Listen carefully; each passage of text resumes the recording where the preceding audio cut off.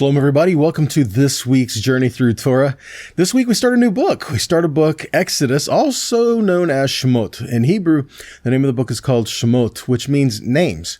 Now, it's interesting that this book starts off with talking about names. And you would think the emphasis of this book would be them coming out of Egypt, which is Exodus, right? But Hebraic thinking, this is what the book is called, Shemot, names. So what's the big deal about a name? Well, it's about character. It's about life. It's about who you are. And in this book, Yahweh is starting to reveal himself to his people. He's starting to reveal who he is. He makes the declarations of who he is in this book. He is calling the people into a covenant and relationship and revealing himself, his name, his character to his people. So there's a lot to be involved in this book. There's a lot to be said of this, but the underlying theme of this book is redemption. Okay, throughout this entire book, we see a redemption process there, and we see our own lives in this too. We see our own lives and how we've been redeemed in this as well. As we go through the book of Shemot, we start to see the things that Yahweh is doing in our life that is very similar to the things that have happened way back then, right? 3,500 years ago, people are still the same. Life changes, technology changes, but people themselves are still the same. So we need to learn who our God is. We need to learn the character of the one that we serve, and we need to determine who we serve. See, all this, like I said, the underlying theme of this entire book is redemption. Let's look at a couple things here. Redemption. Let's look at this. You were oppressed. That's sin and bondage, right? You were oppressed, and Yahweh says, I freed you with a mighty hand, and he did signs, wonders, and miracles. And then they crossed the sea. That's a mikvah, also called a baptism. And then he brought them to Sinai, Mount Sinai, to himself, where he revealed himself and his ruach, his spirit, to his people. He equipped them with the Torah and said, I want you to build a place where we can dwell together, a mishkan, and I will take you to the promise. So all of this is the same thing we see in our lives today when he says he has redeemed us. These same declarations, the same process, if you will, that he had back here in this book, Shemot, he deals with us in the very same way. So it may look different, but he deals with us in the very same way. So we start off with this book about the people that are in Mitzrayim, which is the word for Egypt. They were in Mitzrayim, and what happens now? It says there's a Pharaoh that came to power who didn't know Joseph, didn't know the people of Israel in this manner that Pharaoh was known before. So he says these people are great and mighty, right? If they decide they want to overpower us, they can. So let's overtake them and enslave them before they determine to rise up and come against us. It's like a strike first is what they did. And we know this is not the way of Yahweh. This is the way of the world. But going all the way back to what Yahweh told Avraham, he said, this is what's going to happen to your descendants. He said they're going to go down to a place that's not theirs, and they will become a great and mighty number there. And the people where they are in that land, they will oppress them. But he also says that I will bring them out. See, so we start to see this bringing out process. So when we open this book, Shemot, we find the people of Yahweh being ensnared, being taken into Mitzrayim, which Mitzrayim means trouble.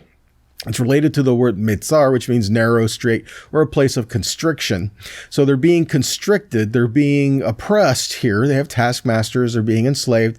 And then the people start to cry out to Yahweh. Now, how do we see this? Where do we see this? Again, put yourself in the situation. You were a slave to sin. You were in bondage. You were oppressed. But Yahweh says, I will redeem you and I will bring you out. We're going to see this throughout this parsha. And we're going to see redemption, and we're going to see you have to make the decision of the God that you serve. Choose today who you will serve. So we're going to see some of this in here. Starting in Exodus 1:13. It says, so they ruthlessly made the people of Israel work as slaves, and they made their lives bitter with hard service and mortar and brick and all kinds of work in the field. And all their work, they ruthlessly made them work as slaves. So they enslaved them and they oppressed them. And then, not getting completely into the story of Moshe, but, the origin story of Moshe, he was raised as a prince in Egypt, and he ends up running away because he tried to deliver a Hebrew, and he killed an Egyptian to do it. And he got scared and he took off. Okay, so he's off in the wilderness. So I'm not really quick going through that, right? So we're not going into all that now, but we do know we find him in the wilderness. He's tending sheep, he's tending a flock, and he sees this, which he found a wife out there, right? The Yithro, one of Yithro's daughters. So marries her, and now they have some children, and he's being a shepherd. He's tending a flock. So this is like 40 years later, right? So he says he goes and he's off in the wilderness, and he sees in the mountain, he sees this fire, and he says, there's this bush over there and it's not being consumed. He turns aside to go see what's going on, right? Which is strange in and of itself, but not going there. So he goes and he approaches, and then Yahweh speaks to him from the midst of the burning bush. And he tells him to come closer, take off your sandals, come closer. And this is kind of what happens. He says, I want you to go to Mitzrayim. I want you to be a deliverer for me. And Moses starts talking about this. And he starts kind of arguing with Yahweh. And he's saying, well, who am I to go, right? I mean, I can't talk right. I can't speak right. I can't do these things. And he starts to make excuses about different things. But even saying, well, who do I say sent me? I mean, again, comes down to an issue of knowing Yahweh, knowing him. Moshe says, so who do I say sent me? He would know who sent him, right? But he says, well, who do I say sent me? So who do I tell them sent me? So again, we're talking about identity. We're talking about knowing the one true God. Let's back up and let's take a look at a couple of things in Exodus 3. Verse 6.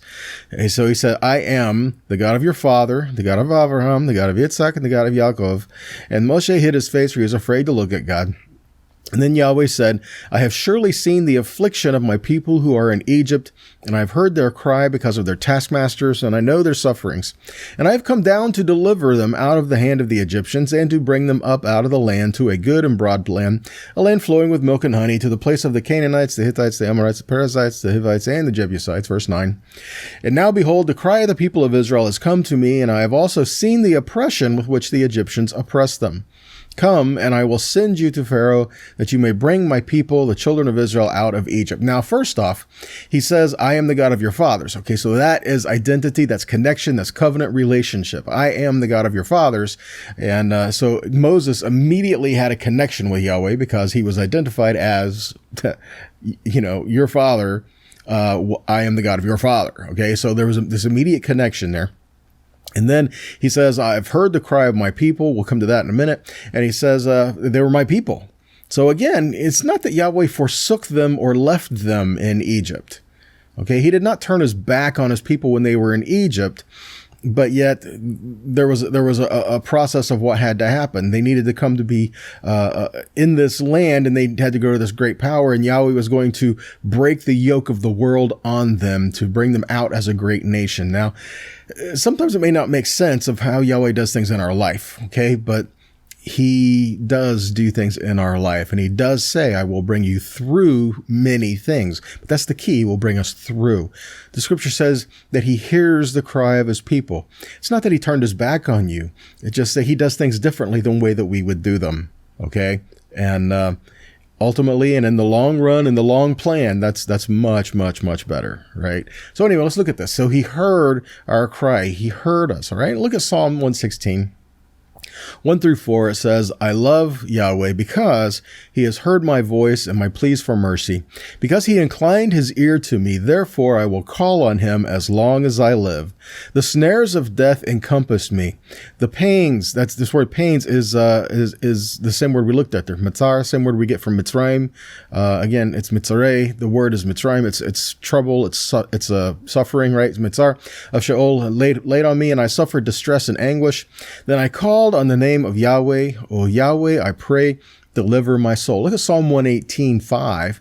It says, out of my distress, I called on Yahweh, and the Lord answered me and set me free. So min is from or out of. Ha-mitzar. Mitzar is the word we're looking there. Karati, yeah. And so he says from, and then ha-mitzar is the word, again, mitzar, which is where we got Mitzrayim from. So out of my distress or out of my trouble. And then karati is I called Yah, and Yah answered me and set me free. Psalm 34, verse 15 and 17 says, the eyes of Yahweh are upon the righteous, and his ears are open to their cry. The face of Yahweh is against them that do evil, to cut off the remembrance of them from the earth. The righteous cry, and Yahweh hears and delivers them out of all their troubles. So see that? So when the righteous cry out, it's not like Yahweh doesn't hear. He hears. But now was the time to respond. Now was the time to do what he said he was going to do. Now is the time to deliver them, right? The time had come for these things to happen. So he sends Moshe to go to Pharaoh and, let my people go, right? So he sends Moshe to Pharaoh and says, I want you to let my people go, says Yahweh, and we're going to go into the wilderness, 3 days journey. We're going to go off and have a festival to Yahweh. And how did Pharaoh respond to this, right? He didn't like this. I mean, this is his economy, so to speak, right? Who are these people and who is their God, right? So how does Pharaoh respond? Like I said, how does he respond to this deity that he doesn't know and doesn't serve? He could care less, right? And basically tells Moshe this. He's like, you're just trying to keep the people from their work, kind of a thing, right? What goes on here? So Exodus 5. 1 and 2. So afterward, Moshe and Aaron, they went and they said to Pharaoh, thus says Yahweh, the God of Israel, let my people go, that they may hold a feast to me in the wilderness. But Pharaoh says, who is Yahweh, that I should obey his voice and let Israel go? I do not know Yahweh. Moreover, I will not let Israel go. This is something very important. Why would he not let them go? Because he says, I don't know Yahweh. I don't know your God. And therefore, I will not bow to him, and I will not do what he says, because I do not know him. So again, we're talking about relationship with Yahweh, okay? And Pharaoh didn't have one, okay? That's it. But see, we're kind of in this way to start too, because we will not automatically acknowledge and worship Yahweh in our life. We must choose to do so. Okay, our default setting is a fallen world and sin. Now, we can see Yahweh all around us, and we can see the effects of everything that he does, but we have to make that choice that we are going to serve our Creator. Okay, and if we do not make this choice to serve him and acknowledge him as our deity, then we don't care really what his word has to say. It says we will not accept his word as life and as the authority of life if we are not his. But if we are his, then we should listen to his word and place it within our hearts, right? I mean, Yeshua said this. He said, my sheep do what? My sheep hear my voice. And it's not just to hear his voice, but hear his voice and follow him, right? Let's look at this. John 10:25 says, Yeshua says, I told you, and you do not believe. The works that I do in my Father's name bear witness about me. But you do not believe because you are not among my sheep. My sheep hear my voice, and I know them, and they follow me. And I give them eternal life, and they will never perish, and no one will snatch them out of my hand. John 5:46 says, for if you believed Moses, you would believe me, for he wrote of me. But if you do not believe his writings, how will you believe my words? John 15:9 and 10 says, as a Father has loved me, so have I loved you. Abide in my love. If you keep my commandments, you will abide in my love, just as I have kept my Father's commandments and abide in his love. John 1, go back to chapter 1, verses 4 and 5. In him was life, and the life was the light of men. The light shines in the darkness has not overcome it. Look at John 1:9. The true light, which gives light to everyone, was coming into the world. He was in the world, and the world was made through him. Yet the world did not know him. He came to his own, and his own people did not receive him. But to all who did receive him, who believed in his name, he gave the right to become the children of God. See that? So when Pharaoh was presented with the word, he says, so says Yahweh, the God of the Hebrews, let my people go. He goes, I don't know your God. I could care less about what he says. See that? So in other words, what he's trying to say is you are trying to put rules on me. You are trying to give me instruction, and you have no authority according to my thinking. You have no authority to tell me anything. I'm not going to listen to you. He does not have a relationship with Yahweh and have a relationship with the Hebrews, right? So I found something pretty cool in this. Who does Pharaoh serve? He serves himself. Okay. He served many different gods, but he served himself. And so how did he receive the words from Yahweh? Well, let's look at this. Rules without relationship brings rebellion. In relationship without rules, it brings confusion and lawlessness. So what we learn is that righteous behavior is only taught and found in the Torah. The power and ability to be able to perform that righteousness is only found in God's grace and his mercy. And it was, I got this from Brad Scott. I like it because it says, if we put rules on someone, we don't have a relationship there, it breeds rebellion, contempt. All this in there. But if we have a relationship, it helps cultivate, it helps foster that. But if we have a relationship with no rules, we have a lot of that today, right? Especially in families, parents and children, we have relationship, but there's no boundaries. If we have a relationship with no boundaries, then it creates confusion and it creates lawlessness. Okay. So again, we have to have the relationship and the boundaries, the relationship and the rules, so to speak. They go in there together. Okay. So there came a day, obviously, when Pharaoh had to relent to Yahweh. He had to relent to Yahweh. Exodus 12:31 says he summoned Moshe and Aaron by night. He says, up, go out from among my people, both you and the people of Israel, and go serve Yahweh. Look at this, as you have said. See that? And even Pharaoh's army in Exodus 14:25, when they're following the people into the sea, the Egyptians said, let us flee from before Israel, for Yahweh fights for them against the Egyptians. See that? So there did ultimately come a time when Pharaoh said, okay, go, just as you have said, go worship Yahweh, go worship your God, just leave. And, but notice he still didn't declare, relationship with him. He just came to know that Yahweh fought for them and he was done with that. It was no more. Okay. So he told them to leave. And then after they left, he changed his mind. He goes to follow them and they go into the sea. And then the Egyptians, the people are saying their God fights for them, right? Yes, he does. Anyway, that's for a later time. So going to Exodus 8:9-10 says, Moshe says to Pharaoh, be pleased to command me when I am to plead for you, your servants, and the people, that the frogs be cut off from you and your houses to be left only in the Nile. Remember, he summoned him after the plague of the frogs, and he's like, get rid of these frogs. And he says, I have sinned against you and God, right? So he says, get rid of these frogs. And so he gets rid of the frogs, and then Pharaoh changes his mind. He hardens his heart again, right? So again, what happens here? But notice this, the phrasing in verse 10. And he said, so when do I get rid of these? He said, tomorrow. And Moses says, be it as you say, so that you may know there is no one like Yahweh our God. And that's the thing. All will know him. Okay. So the people of Israel that were in Mitzrayim, not all of them knew the God that they served. Okay. Matter of fact, can you say they served him if they didn't know him? No, they didn't. They were raised up in Mitzrayim, raised up in Egypt. Were there a few who knew about their God? I'm pretty sure there was. I mean, there were elders among Israel, and they would have tried to pass down some advice and would have definitely have said something about the God of their fathers, right? Because when Moses came to them and says, I am the God of your fathers, oh yeah, we know this guy, right? We know the stories, but they didn't have that personal experience with him. Okay. But yet Yahweh says that there's a time when all will know him.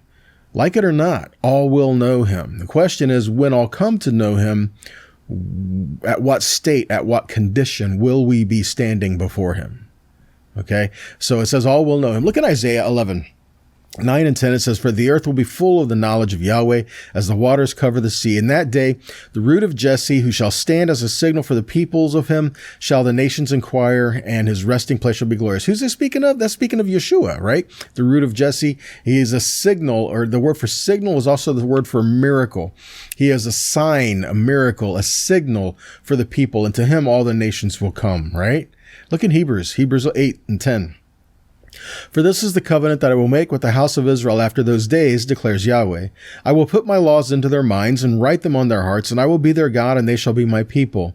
And they shall not teach each one his neighbor and each one his brother, saying, know the Lord, because they will all know me, from the least of them to the greatest. You see this? He says there's going to be a day when you're not going to have to say to anyone, know Yahweh. That's like trying to explain who he is. He says all will know me. Now the question is, are we there yet? No, we're not there yet. They don't all know him.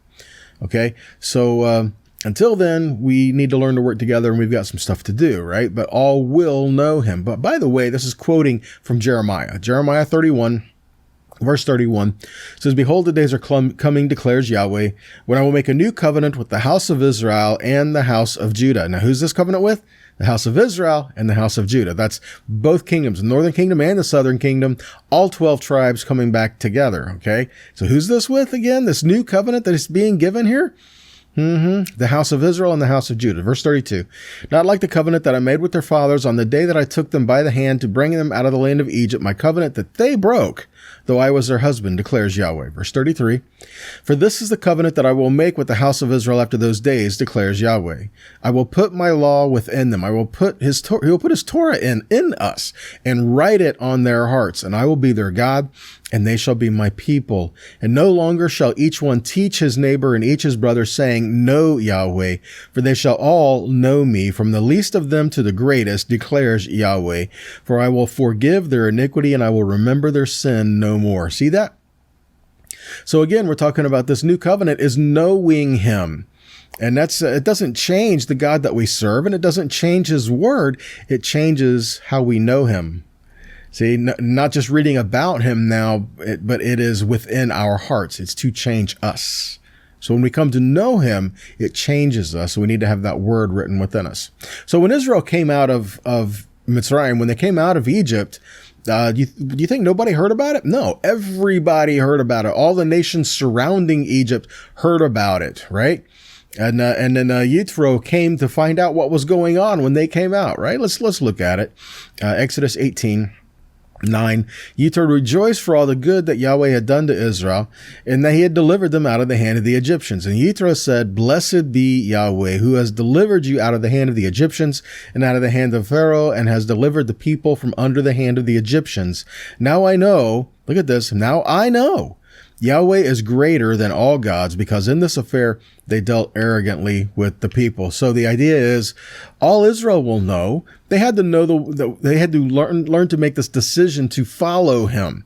He says, "I'm going to be a deliverer, and I'm going to bring you out." The people are like, "Yay!" And then all this plague started happening, all these hardship, and things started getting tough, and people started looking around at each other, going, "What's going on?" Right? They started grumbling and complaining. Then in Egypt, right? You read it. The elders went to Moses and said, "What are you doing to us? We were better off if you weren't here," right? and they never really stopped doing that. But anyway, we won't get into that. But here he says, "All will know me." So starting with Israel, they have to know the God they serve. But Israel is to be a light to the nations. So all Israel will know him, and all people will know him. Starting there, you start here with personal relationship. Again, we're talking about one-on-one. We're talking about you in a relationship with the Most High, but then it has to spread. It has to spread. Look at this. Exodus 6 and 7, to know him and to be redeemed. In Exodus 6, what Yahweh is telling Moshe, this is redeeming Israel. Because he said all these things that he's going to do here is an act of redemption for redeeming Israel. Look at Exodus 6. "Say therefore to the people of Israel, I am Yahweh, and I will bring you out from under the burdens of the Egyptians. I will bring you out. I will deliver you." See that? "I will redeem you." See that? "And I will take you to be my people, and I will be your God. And you shall know I am Yahweh your God, who has brought you out from under the burdens of the Egyptians." We have to know him. We're not going to serve him if we don't know him. And this was what Moses had to do. He had to learn who the God of his fathers was. And he had to make the determination that he was going to follow him. Okay. And further, we have the same thing to do. But all Israel had to learn that as well. In Leviticus 23, talking about the Moedim, and this one talking about Sukkot, he says, "You shall dwell in Sukkot, that's booths, for 7 days. All native Israelites shall dwell in booths, that your generations may know that I made the people of Israel dwell in booths when I brought them out of the land of Egypt. I am Yahweh your God." See that? That's relationship. The Lord wants you to know him. Yahweh wants you to know him and keep covenant with him. Look at Deuteronomy 4. Verse 33, did any people ever hear the voice of a God speaking out of the midst of the fire as you have heard and still live? Or has any God ever attempted to go and take a nation for himself from the midst of another nation by trials, by signs, by wonders, by war, by a mighty hand and an outstretched arm, and by great deeds of terror, all of which Yahweh your God did for you in Egypt before your eyes? To you it was shown that you might know. Look at this, that you might know Yahweh is God and there is no other beside him. Look in verse 39. Know therefore today to lay it to your heart that Yahweh is God. In heaven above and on the earth beneath there is no other. Therefore, see that? He is your God. Therefore, you shall keep his statutes and his commandments, which I command you today, that it may go well with you and your children after you, that you may prolong your days in the land that Yahweh your God is giving you for all time. Again, we're talking about you know him. And then if you know him, then you will receive his word and walk in it. See, that's, again, Pharaoh didn't know this God, so I ain't going to listen, right? Let's go to Jeremiah. Jeremiah 24, verse 5, thus says Yahweh, the God of Israel, like these good figs, so I will regard as good the exiles from Judah, whom I have sent away from this place to the land of the Chaldeans, and I will set my eyes on them for good, and I will bring them back to this land. I will build them up and not tear them down. I will plant them and not pluck them up. I will give them a heart to know. Look at this, a heart to know that I am Yahweh, and they shall be my people, and I will be their God, for they shall return to me with their whole heart. See that? Return with their whole heart. That means that's it. I know he is my God. I will serve him. But in serving him, as we've already touched on, means I'm going to listen to his voice. I'm going to read his word. I'm going to get that word in me so that it comes out of me. Okay? We do have a role in knowing him. We do have a role in knowing our God. We have to search for him. And here's the thing. He says, if you search me, you will find me if you search me wholeheartedly. He is everywhere. He is all around. Okay. He makes himself known. Do we want to see it? Do we want to walk in it? Do we want to learn his ways? Do we want to have covenant with the eternal, with the one that created you? Look at Ezekiel 20, verse 18. And I said to their children in the wilderness, do not walk in the statutes of your fathers, nor keep their rules, nor defile yourselves with their idols. I am Yahweh your God. Walk in my statutes and be careful to obey my rules. Look at verse 20. Keep my Shabbats holy, that they may be a sign between me and you, that you may know that I am Yahweh your God. See this? That was one of the things. He says, keep my Sabbath, that you may know that I am your God. Wow. See, some of the things he asks us to do is just for the sake of reconnecting and having this relationship with him. Look, Ezekiel 36, 26. A new heart I will also give you, and I will take a new spirit, and I will put it in you, and I will take away the stony heart out of your flesh, and I will give you a heart of flesh, and I will put my spirit within you, and cause you to walk in my statutes. You shall keep my judgments and do them. See that? When he takes away the stony heart and gives us a heart of flesh, gives us a new heart, then we will have a heart to keep his commandments by walking in his spirit. He says, I will give you a new spirit, I'll give you a new heart, and you're going to keep my word. See that?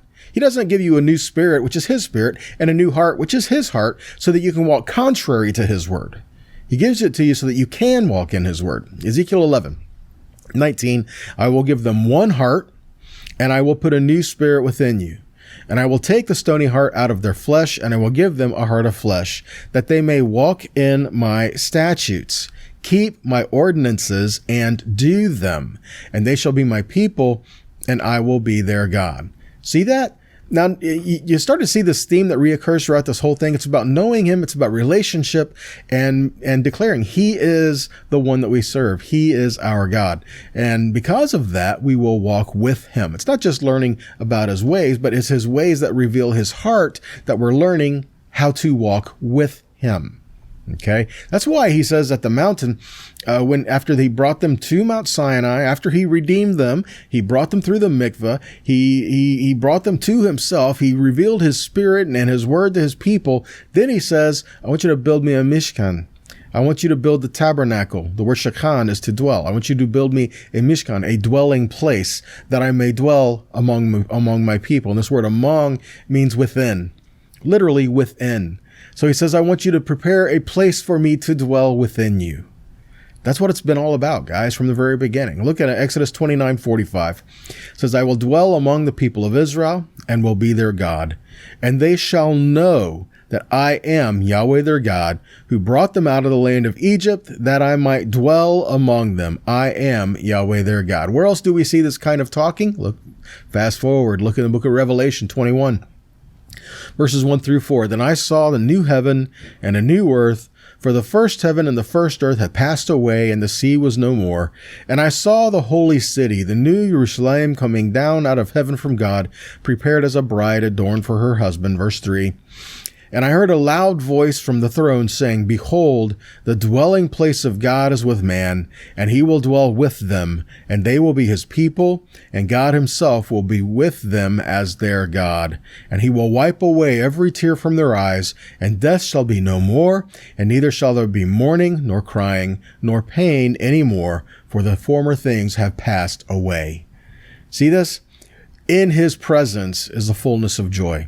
In his presence, who can stand? What else can dwell there? So as we are making these declarations, he is our God, he is the one that we serve, it's going to change your life. Know that one day we will be completely and totally in his presence. But for now, we need to learn to serve him here. So we must prepare a dwelling place, your heart.